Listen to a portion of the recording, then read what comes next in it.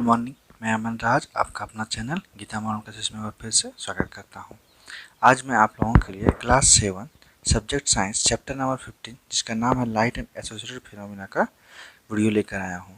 तो video start करने से पहले आप लोगों को हम बता दें कि इसके पहले हम लोग और इसका 2 क्लास कर चुके हैं। अगर आप लोग वो सब नहीं देखे हैं तो आप लोग पहले उसको देख लीजिए, और नहीं मिल रहा है आप लोगों को तो इस वीडियो के एंड में एक प्लेलिस्ट बना हुआ है, वहाँ पर आपको उस पूरा वीडियो मिल जाएगा। ठीक है दोस्तों, और मेरा सजेशन यही है आप लोगों के लिए कि सबसे पहले इसके देखने के जस्ट बाद उसको देख ले, या नहीं तो फिर पहले उसको देख ले फिर इसको देखे। इससे क्या होगा, आप लोगों का एक कंटिन्यूटी बना हुआ रहेगा, तो आप लोग को समझ में अच्छे से आएगा। ठीक है दोस्तों, तो चलिए आज का क्लास स्टार्ट करते हैं।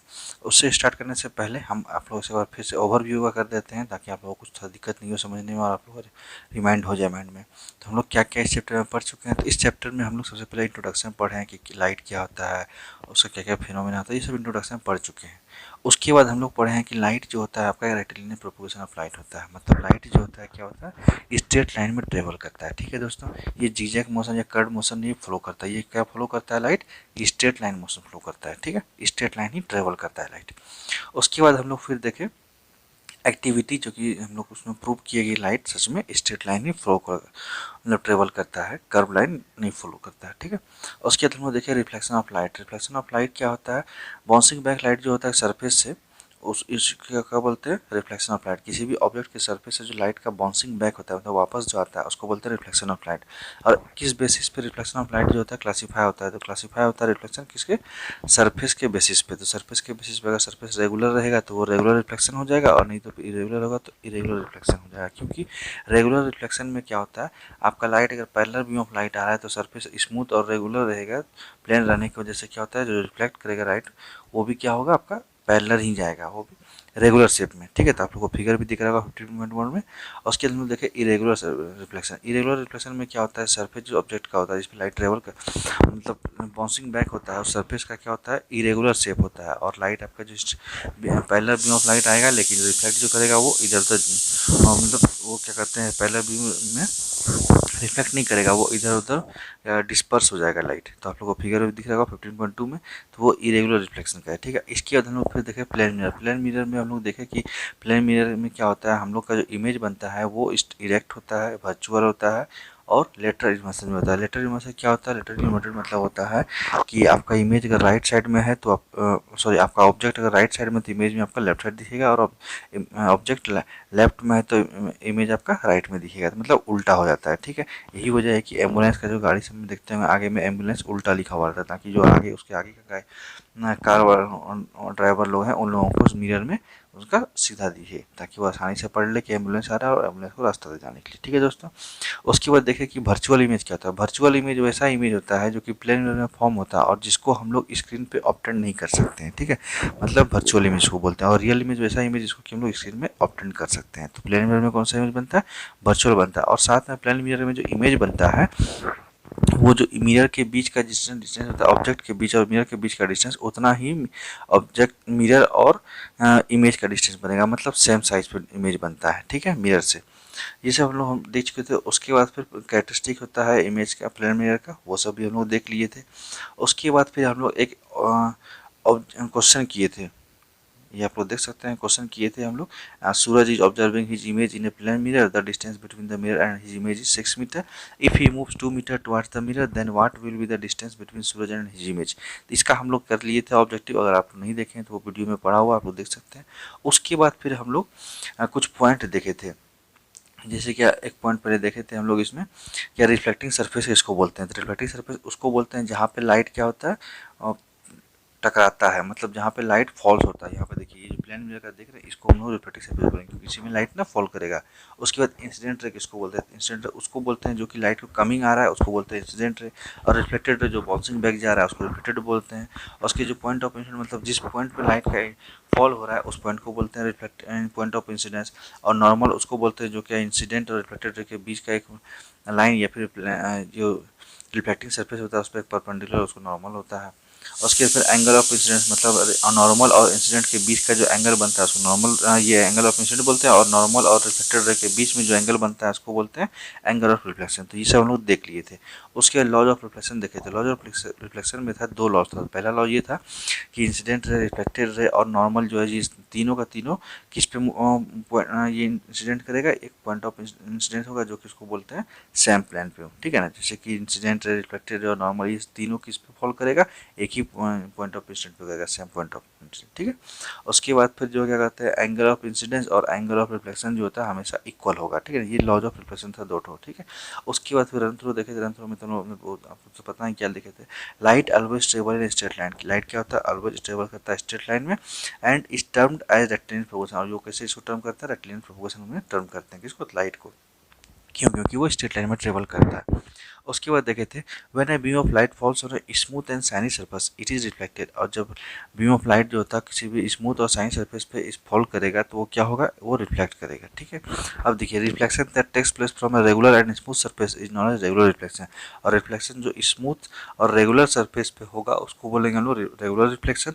और reflection that takes place from a rough and a dull surface is known as irregular और डिफ्यूज रिफ्लेक्शन। और जो रिफ्लेक्शन आपका इस रफ और डल सरफेस पे होगा तो वो उसको क्या बोलेंगे, इरेगुलर और डिफ्यूज रिफ्लेक्शन, ठीक है। उसके लास्ट में देखे थे plane mirror form same size and laterally inverted image. Plane mirror क्या फॉर्म करता है, सेम साइज का इमेज फॉर्म करता है और लेटरली इन्वर्टेड इमेज फॉर्म करता है, ठीक है दोस्तों। चलिए, तो उसके बाद आप लोगों को एक होमवर्क दिए थे ट्रैक योर प्रोग्रेस का, तो आप लोग ने तो कोई कमेंट करके बताया नहीं, किसी ने होमवर्क तो क्लियर नहीं किए। तो चलिए इसका डिस्कस कर देते हैं। तो फिल इन द ब्लैंक्स था पहला। तो पहला इसमें क्वेश्चन है reflection from smooth surface is called dash reflection. और जो रिफ्लेक्शन होता है स्मूथ सरफेस उसको क्या बोलेंगे, उसको रेगुलर रिफ्लेक्शन बोलेंगे। तो क्या इसका आंसर हो जाएगा, एक आंसर हो जाएगा regular reflection. Reflection from smooth surface is called regular reflection, ठीक है दोस्तों।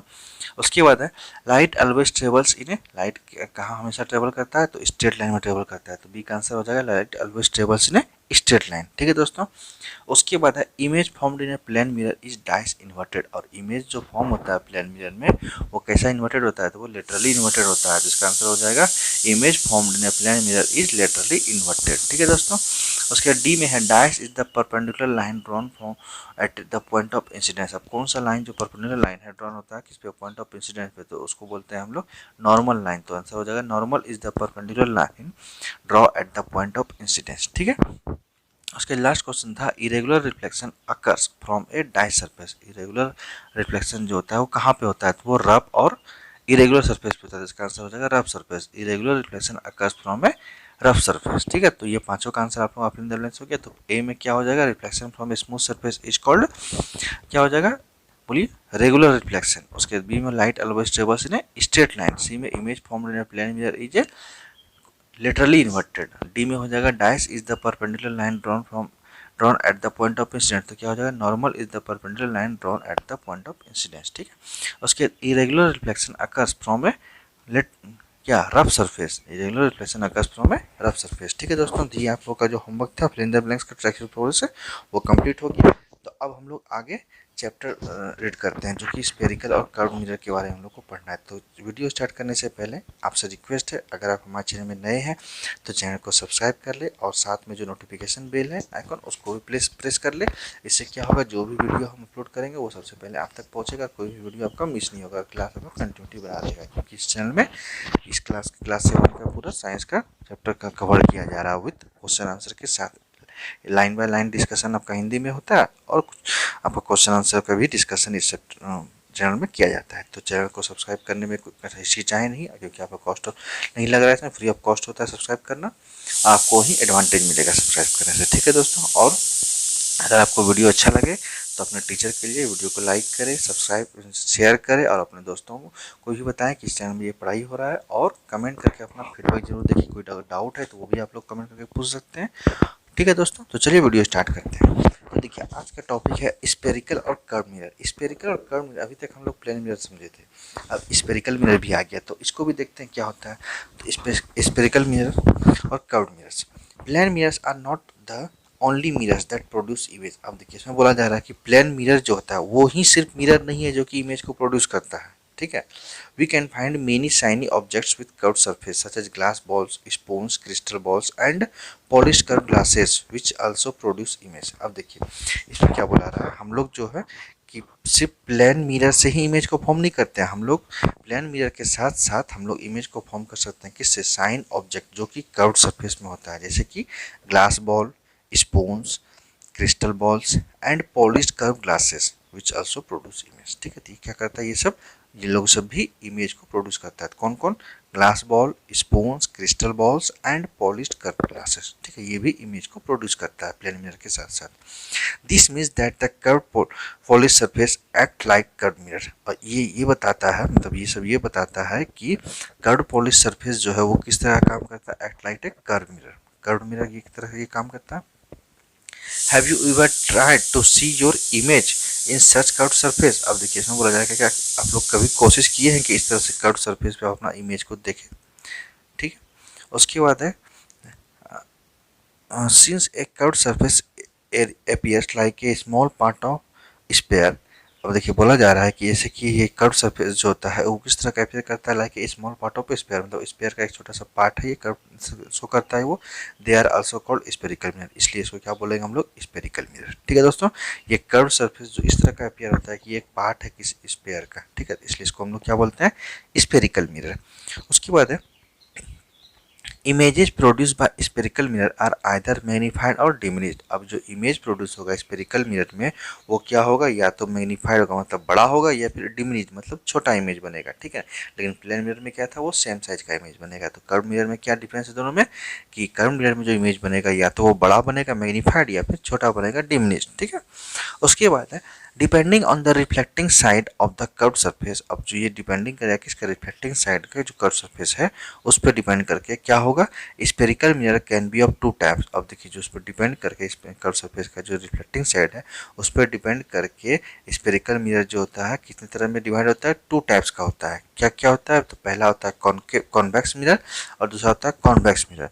तो कितने तरह का स्पेरिकल मिरर होता है, दो तरह का। क्या क्या होता है, convex mirror and concave mirror. ठीक है दोस्तों, चलिए अब आगे है a mirror whose reflecting surface curves outward is called convex mirror. अब जो मिरर है जिसका रिफ्लेक्टिंग सरफेस जो कर्व्स होता है वो क्या होता है, आउटवर्ड साइड में होता है, तो उसको क्या बोलेंगे हम लोग, कॉन्वेक्स मिरर। मतलब जो बाहरी तरफ का जो उठा हुआ रहेगा, उभार जिसमें बाहर की तरफ कर्व जो होगा वो सरफेस क्या होगा, वो जिसमें आप लोग को देखना है इमेज को, मतलब रिफ्लेक्टिंग सरफेस जब कर्व होगा। ठीक है, तो उसको हम लोग क्या बोलेंगे, कॉन्वेक्स मिरर, मतलब ऊपर की आउटवर्ड तरफ होगा जैसे कर्व। और mirror whose reflecting surface curves inward is called concave mirror. अब मतलब मिरर वैसा मिरर जिसका रिफ्लेक्टिंग सरफेस जो कर्व है वो क्या होगा, इनवर्ड साइड में होगा, और उसको क्या बोलेंगे हम लोग, कॉनकेव मिरर। और जो आउटवर्ड साइड में कर्व होगा उसको क्या बोलेंगे, कॉन्वेक्स। ध्यान दीजिएगा दोस्तों, कॉन्वेक्स किसको बोलेंगे, जिसका रिफ्लेक्टिंग सरफेस क्या होगा, आउटवर्ड साइड में होगा। और कॉनकेव किसको बोलेंगे, जिसका रिफ्लेक्टिंग सरफेस क्या होगा, इनवर्ड साइड में होगा। ठीक है, आप लोग फिगर में भी देख सकते हैं। ये देखिए फिगर 15.5 में क्या है, आपका जो पहला इमेज है वो क्या है, ये आपका देखिए रिफ्लेक्टिंग सरफेस इसका इनवर्ड है, तो ये क्या हो जाएगा, कॉनकेव मिरर। और ये वाला फिगर जो सेकंड है उसमें देखिए क्या है, आपका रिफ्लेक्टिंग सरफेस आउटवर्ड है, इसलिए क्या हो जाएगा, कॉन्वेक्स मिरर हो जाएगा। ठीक है, चलिए अब आगे है, for example that the outer surface of A spoon acts like a convex mirror. अब देखिए एग्जाम्पल के तौर पर समझिए, जो स्पून होता है उसका बाहर आउटर सरफेस जो कि आउटर साइड में कर्व्ड है वो किस तरह का काम करता है, जो कॉन्वेक्स मिरर काम करता है, while it's inner surface acts like a convex mirror. But इसका जो अंदर साइड का ये सरफेस होता है वो किस तरह काम करता है, कॉनकेव मिरर की तरह काम करता है। ठीक है दोस्तों, चलिए उसके बाद इस फिगर को समझते हैं। इस फिगर में देखिए जो दो फिगर है, पहला figure concave mirror convex mirror का है। तो कॉनकेव मिरर में क्या क्या होता है, ये देखिए एक स्पेरिकल डॉटेड लाइन में बना हुआ स्पेरिकल का एक थोड़ा सा टुकड़ा है, तो उसी के ये आपका मिरर हो जाता है। उसके इसके बीच से एक लाइन जो जाता है प्रिंसिपल एक्सिस, उसको मतलब स्पेयर का जो डायमीटर सोच लिया तो वो क्या हो जाएगा, ये प्रिंसिपल एक्सिस हो जाएगा, उसको हम लोग प्रिंसिपल एक्सिस बोलेंगे। और जो उसका सेंटर जो पॉइंट जहाँ पे सेंटर पॉइंट होगा रेडी, तो उसको क्या बोलेंगे, सेंटर कर्वेचर बोलेंगे। उसके जो डॉटेड लाइन आपको ये दिख रहा होगा जहाँ पे वो क्या करते हैं, आप लोग को एक एरो टाइप का दिख रहा होगा, तो वो क्या हो जाएगा, नॉन रिफ्लेक्टिंग पास हो जाएगा। और जो रेड कलर का दिख रहा होगा वो रिफ्लेक्टिंग सरफेस हो जाएगा। ठीक है, और उसके बाद आप ये देखिए जो मिरर जो है आपका, मिरर में जो बीच में पॉइंट कट कर रहा है, मतलब मिरर को आधा आधा में बांट रहा है, उसको हम लोग क्या बोलेंगे, पोर बोलेंगे। पोल, क्या बोलेंगे, पोल जो होता है मिरर को आधा आधा में बांटता है। उसके बाद फिर जो सेंटर ऑफ कर्वेचर पॉइंट से लेके मिरर के बीच का जो डिस्टेंस होता है उसको बोलते हैं रेडियस ऑफ कर्वेचर बोलते हैं। ठीक है दोस्तों, उसी तरह से सेम ये कॉन्वेक्स मिरर में भी होता है। जो डायमीटर होता है स्फीयर का उसको बोलते हैं प्रिंसिपल एक्सिस, और जो मिरर को डिवाइड करता है उसको बोलते हैं पोल, और जो बीच का पॉइंट होता है सेंटर उसको बोलते हैं सेंटर ऑफ कर्वेचर, और सेंटर ऑफ कर्वेचर और पोल के बीच का डिस्टेंस को बोलते हैं रेडियस ऑफ कर्वेचर। ठीक है दोस्तों, तो ये था स्फेरिकल मिरर का कॉन्सेप्ट। और आगे है उसके बाद फिर कुछ स्फेरिकल मिरर का पॉइंट जिसको भी हम लोग फिगर में समझे, उसका डिस्कशन हम लोग नेक्स्ट क्लास में करेंगे। तो आज वीडियो को यहीं पे स्टॉप करते हैं, वीडियो लंबा हो चुका है दोस्तों। तो वीडियो को स्टॉप करने से पहले आपसे रिक्वेस्ट है, अगर आप हमारे चैनल में नए हैं तो चैनल को सब्सक्राइब कर ले और साथ में नोटिफिकेशन बेल ऑन कर ले। और हाँ, वीडियो अच्छा लगे तो एक लाइक जरूर करें, और वीडियो ना अपने दोस्तों को ज़्यादातर शेयर करें ताकि उन तक भी इन्फॉर्मेशन पहुंच सके और वो लोग भी इस वीडियो का लाभ उठा सके। और कोई डाउट है तो वो भी आप लोग कमेंट करके पूछ सकते हैं। और साथ में अगर आपका क्लास अगर कुछ छूट गया है तो अभी आपको प्लेलिस्ट मिल जाएगा यहाँ पे, और प्लेलिस्ट में जाके पूरा आप लोग क्लियर कर सकते हैं। ठीक है दोस्तों, ताकि नेक्स्ट आगे आप लोगों को अच्छे से समझ में आए। तो ठीक है, फिर मिलते हैं नेक्स्ट क्लास में। तब तक अच्छे से पढ़ाई कीजिए, और कोई डाउट है तो कमेंट में पूछ सकते हैं। और आप लोग प्लीज अपने जो आपका ट्रायल प्रोग्रेस में उसको आप लोग कॉपी में उतार लीजिएगा। ठीक है, तो फिर मिलते हैं। Thank you.